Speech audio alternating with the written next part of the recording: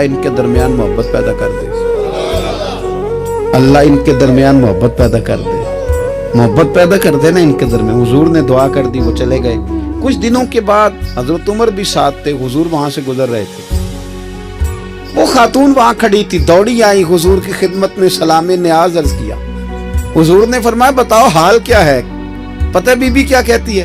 कहती सोनिया ना नई ना पुरानी, मुझे अपने शौहर से ज्यादा ना कोई नई चीज पसंद है ना पुरानी पसंद है। मुझे अपने शौहर से ज्यादा अब कोई चीज भी प्यारी नहीं, और हुजूर उसका भी यही हाल है। बीबी ने बात सुनाई तो जवाब में हुजूर क्या फरमाने लगे?